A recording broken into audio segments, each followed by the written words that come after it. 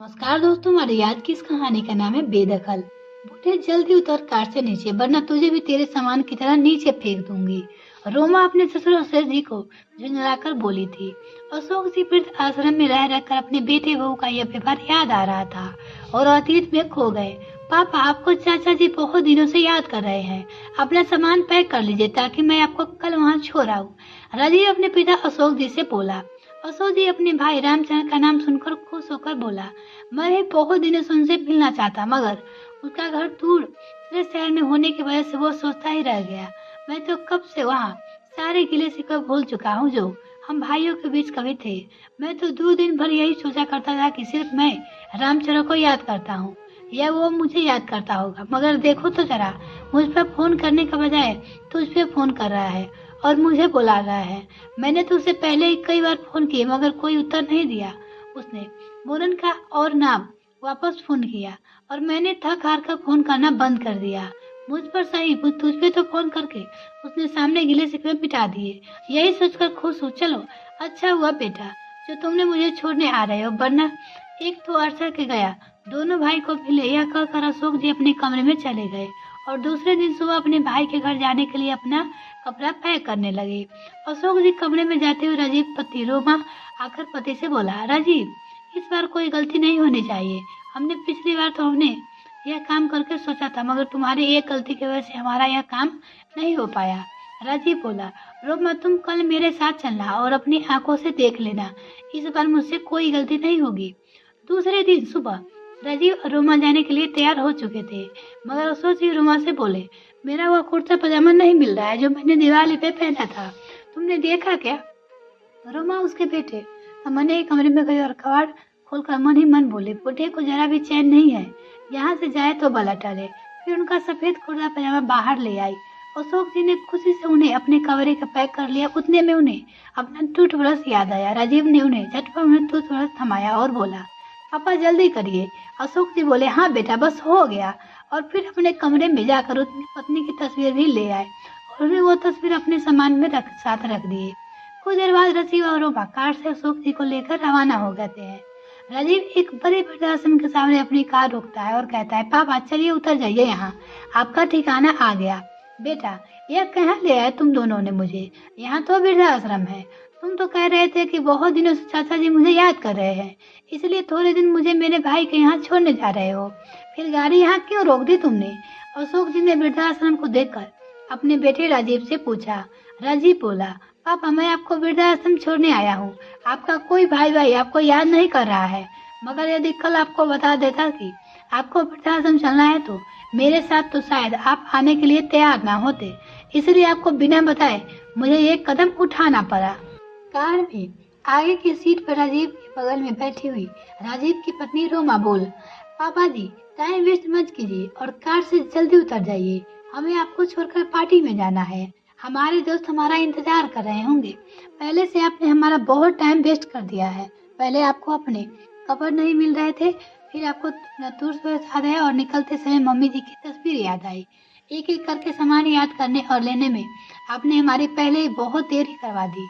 अशोक जी गाड़ी में बैठे बैठे गिड़गिड़ाते हुए बोला, यह तुम लोग मेरे साथ अच्छा नहीं कर रहे हो। मुझे मेरे भाई का नाम लेकर वृद्धाश्रम छोड़ने जा रहे हो। राजीव, क्या नहीं किया मैंने तुम्हारे लिए? बचपन से मैंने तुमने जो मांगा वो दिया। अपनी पाई पाई जोड़कर तुम्हारे भविष्य के लिए बचाया और तुम मेरे सगे बेटे होकर मुझे यहाँ छोड़ने आए हो। राजीव बोला, पापा वैसे भी क्या कर दिया आपने मेरे लिए? पढ़ा लिखा का बड़ा करना हर माँ बाप का फर्ज होता है। अब इस उम्र में आपके लिए यही सही जगह है। फिक्र मत कीजिए, थोड़े दिन में यहाँ आपको दोस्त बन जाएंगे, फिर आपका यहाँ मन लग जाएगा। वृद्धाश्रम आप जैसे बूढ़े के लिए ही सही जगह है। अशोक जी बोले, मुझे नहीं चाहिए बेटा दोस्त वोस्त, मुझे तो बस अपने मेरे बच्चों के साथ रहना है। मुझे तो मेरे घर रहना है, बस मुझे घर वापस ले चलो बेटा। रोमा बोली, पापा जी कौन सा घर? अब वो घर आपका नहीं है, समझे? अब वो घर हमारा है। आप यहाँ आराम से रहिए और हमें वहाँ आराम से रहने दीजिए ताकि हम अपने घर की सभी दोस्तों को बुलाकर पार्टी कर सके। वैसे भी आपको तो यह पार्टी वगैरह पसंद नहीं है, इसलिए आपके लिए यही जगह सही है। राजीव भी रोमा को हाँ में हाँ मिलाते हुए बोला, हाँ पापा, हमारे घर में आपसे ज्यादातर पार्टीज होगी और हमें उससे कोई रुकावट नहीं चाहिए, इसलिए बेहतर है आप यहाँ रहे। अशोक जी बोले, क्या इस दिन के लिए माँ बाप औलाद को इतना बड़ा करते हैं राजीव? राजीव ने कार में से उतरकर पीछे वाली डिक्की खोली और पापा का सामान निकालकर नीचे फेंक दिया और दोनों हाथ जोड़कर, आप जाइए अंदर ताकि हम भी यहाँ से जल्दी जा सके। रोमा बोली, और कितना टाइम वेस्ट करेगा या बुढ़ा? हमारा पता नहीं चल बूढ़े, वरना सामान के साथ तुझे भी कार के नीचे फेंक दूंगी। अशोक जी बेटे बहू का ऐसा व्यवहार देखकर दंग रह गए और चुपचाप कार से उतर। जैसे ही वो कार से उतरे, राजीव ने झटक से अपनी कार घुमाते हुए वहां से चला गया। रोमा बोली, अच्छा हुआ हमेशा के लिए बला टली। अशोक जी अपने नीचे पड़ा सामान उठाया और भीगी पल के लिए अंदर वृद्धाश्रम चल गए। अंदर में एक सहकर्मी आया और उसने अशोक जी के हाथ से सामान ले लिया। सहकर्मी ने अशोक जी के आंसू छुपा ना सके। वो बोला, बाबूजी रोइए मत, यहाँ आपके जैसे हमारे हजारों वृद्ध है जिनके अपने बेटे बहू ने अपने ही घर से बेदखल कर दिया। जब यह वृद्धाश्रम इतने बूढ़े का भार उठा रहा है तो आपका भी उठा ही लेगा। अशोक जी ने पूछा, बेटा तुम्हारा नाम क्या है और तुम कितने सालों से यहाँ काम कर रहे हो? सहकर्मी बोला, मेरा नाम रागा है बाबूजी, और मैं 5 सालों से यहाँ काम सभी की सेवा कर कर। सच कहूँ तो सभी को यहाँ देखकर बहुत दुख होता है और मुझे यह बात सोचने पर मजबूर कर देती है कि कैसे कोई अपने माँ बाप को वृद्धाश्रम छोड़ सकता है। वैसे बाबूजी आप बताइए ही, समझना कोई काम मुझे आवाज देना। रागा अशोक जी को उनका कमरा दिखाते हुए बोला, आप अंदर जाइए बाबूजी, मैं आपके लिए अभी चाय लेकर आता हूँ। अशोक जी अंदर कमरे में जाकर बैठ गए। अशोक जी कमरे के पलंग पर बैठकर सारी पिछली बातों को याद करते हुए रो ही रहे थे कि राघव उनके लिए चाय लेकर आ गया। उनकी आंखों में आंसू देखकर वो बोला, बाबूजी आपके साथ ऐसा क्या हुआ जो आप यहाँ तक पहुँच गए? अशोक जी बोले, राघव मेरी पत्नी का निधन हुए 2 साल हो चुके हैं।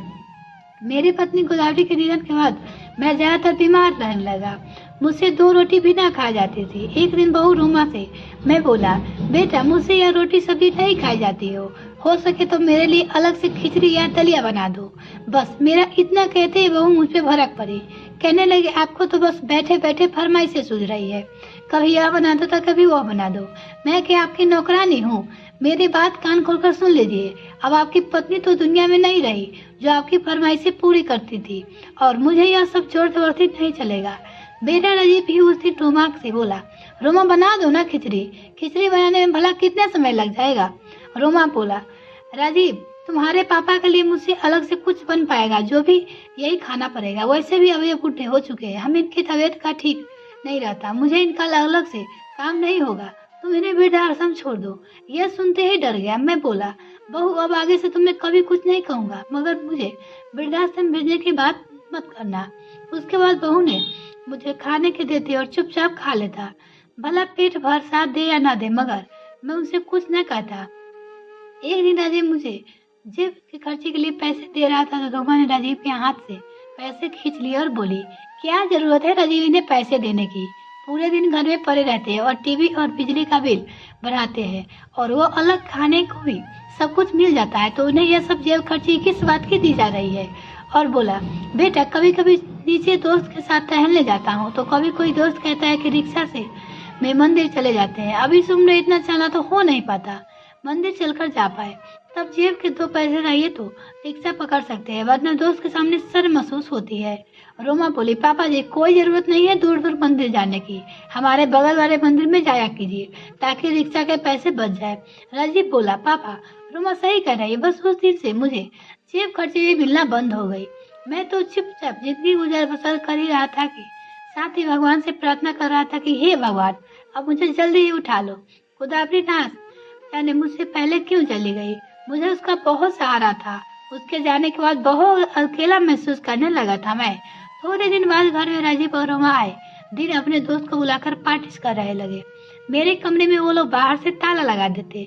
मैं उसे छोटे से कमरे में पड़ा रहा था, मगर एक रोज रात को बाहर पार्टी चल रही थी कि मुझे कमरे में बेचैनी महसूस होने लगी। मेरा दम घुटने लगा तो मैं दरवाजा खटखटाना शुरू कर दिया। बहुत देर बाद राजीव और रोमा ने दरवाजा खोला और मुझे डांटने लगे। आज आपको वजह से हम अपनी पार्टी जल्दी खत्म करनी पड़ी, हमारे दोस्त को ऐसे ही वापस भेजना पड़ा। राजीव भड़क कर बोला, अपना पूरा मूड खराब कर दिया आज। दोनों ने मेरा हाल चाल भी ना पूछा। मैं थोड़ी देर तक हाँफता रहा, मगर दोनों मुझे अनदेखा कर अपने कमरे में चले गए और आज मुझे मेरे भाई के घर छोड़ने का झूठ बोलकर यहाँ वृद्धाश्रम छोड़ने चले गए। मैं गिड़गिड़ाता रहा मगर दोनों मेरे एक ना सुनी। अशोक जी की सारी कहानी सुनकर राघव की आंखें छलक पड़ी। राघव बोला, बाबूजी फिर क्या? आप उन लोगों के साथ वापस घर जाना चाहते हो? वो लोग तो आपका ध्यान भी नहीं रखना चाहते। यहाँ कम से कम आपका ध्यान तो रखा जाएगा। अशोक जी बोले, राघव, उस घर में यादें जुड़ी है मेरी और गोदावरी की। गोदावरी की यादें के सहारे मैं इस घर में कैसे भी गुजारा कर लेता और चाहता था कि मेरी अंतिम सांसें मेरे घर में पूरी हो। मेरे घर में मेरी अर्थी निकले, इसलिए तो बेटे बहू का यह व्यवहार भी सहन कर रहा था। राघव बोला, बाबूजी आप चिंता मत कीजिए, आप यहाँ बैठिए, मैं आपके लिए पानी और चाय लेकर आता हूँ।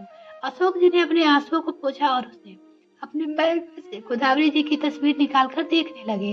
राघव उतने में अशोक जी के लिए नाश्ता भी लेकर आ गया। अशोक जी धीरे धीरे वृद्धाश्रम में रचने बसने लगे थे मगर उन्हें बहुत याद आ रही थी। उनके घर आसपास रहने वाले सभी मित्र बहुत याद आते हैं। सुबह सारे पिंड में साथ में सैर सपाटे के लिए जाते हैं और शाम को सोते ही सोसाइटी के बीच में बैठकर गप्पे मारते थे। घर के बेटे बहू का व्यवहार बहुत अखरता था मगर कम से कम उस घर में गोदावरी की यादें तो बसी हुई थी। तन्हाई तो उन्हें याद के सहारे ही जिंदगी कट जाती है। एक दिन अशोक जी वृद्धाश्रम में कुछ पेड़ लगा रहे थे। उन्हें अशोक जी की दोस्त शर्मा जी की बेटी रीचा ने देखा और बोली, अंकल जी आप यहाँ कैसे? रीचा को देखते ही अशोक जी का भाव विभोर हो उठे। उन्होंने सारी घटना रीचा को बताई। रीचा पेशे से वकील थी। दूसरे दिन ही राजीव ने के घर नोटिस पहुंचा गया। नोटिस देखकर राजीव के पैरों तले जमीन खिसक गई। राजीव बोला, घर खाली करने का नोटिस आया है रोमा। रोमा गुस्से से बोली, राजीव तुम भी तो रहोगे। पापा जी तो वृद्धाश्रम छोड़ने से पहले यह तो देख लेते कि यह घर लोन उन्होंने पूरा भर दिया है या नहीं। अब हम क्या करेंगे, कहाँ जाएंगे? राजीव बोला, घर का लोन तो पूरा भरा चुका है रोमा, फिर पता नहीं यह घर खाली करने की नोटिस क्यों आया है। अभी तो इस वकील के पास चलते हैं जिसने हमें यह नोटिस भेजा है। राजीव और रोमा रीचा के पास पहुंचकर बोले, हमें यह घर खाली करने का नोटिस क्यों आया है? इस घर का मालकिन है। रीचा के अंदर से अशोक जी बुलाया और बोली, अगर तुम दोनों इस घर के मालिक हो तो यह कौन है? अशोक जी को देखकर बेटा बहू हक के बक्के रह गए और अजीब बोला, पापा आप ही बताइए ना इनको, असली हकदार तो मैं ही हूँ इस प्रॉपर्टी का। आखिर इस घर पर मेरा तो इतना ही हक है जितना आपका। अशोक जी बोले, तुम असली हकदार कब से हो गए? उस दिन क्या कह रहे थे तुम दोनों ने? मैं तुम लोगों के लिए आखिर किया है क्या है? तुम्हें पढ़ाया लिखाया, इस काबिल बनाया कि तुम आज अपने पैरों पर खड़े हो। और बहू तुम्हें हमेशा अपनी बेटी माना मगर तुम दोनों ने मेरे साथ क्या किया? मुझे इस रूम में जब तुम्हारी सबसे ज्यादा जरूरत थी तुम लोगों ने मुझे वृद्धाश्रम पहुंचा दिया। ऋचा बोली, कानून के अनुसार अगर बच्चे अपने माता पिता के घर से निकाल दे तो उनकी प्रॉपर्टी पर उनका कोई हक नहीं होता। राजीव और रोमा दोनों अशोक जी से माफी मांगने लगे और राजीव बोला, पापा जी आप चलिए हमारे साथ रहिएगा मगर ये घर से मत निकालिए। रोमा बोली, पापा जी आप मुझे अपनी बेटी समझते थे ना, आप हमारे साथ ऐसा कैसे कर सकती हैं? ऋचा बोली, तुम दोनों अपना यह नाटक बंद करो। जो बच्चे अपने बूढ़े माता पिता को यूं घर से निकाल दे, ऐसे बच्चे को कभी माफ नहीं किया जा सकता। अशोक जी को ऋचा ने हौसला दिया था जिससे अशोक जी ने वापस आत्मसम्मान लौट आया था और वो बोले, तुम दोनों मुझे क्या रखोगे? मैं ही अब तुम दोनों को अपने साथ नहीं रखूंगा। मैं तुम दोनों को मेरी प्रॉपर्टी से बेदखल करता हूँ। आज बहुत दिनों बाद अशोक जी का खोया हुआ आत्मसम्मान लौट आया था और किस्मत का खेल कुछ ऐसा था कि अब अशोक जी वृद्धाश्रम के बजाय अपने खुद के घर में वापस आ गए थे। उन्होंने जिस घर में वापस आने का सपना छोड़ दिया था, ऋचा की वजह तो वो आज वापस अपने घर खुद के घर में थे। ये कहानी आपको कैसी लगी कमेंट सेक्शन में लिखना ना भूले। इसी तरह कहानी सुनने के लिए जुड़े रहे हमारे साथ। तब तक के लिए धन्यवाद।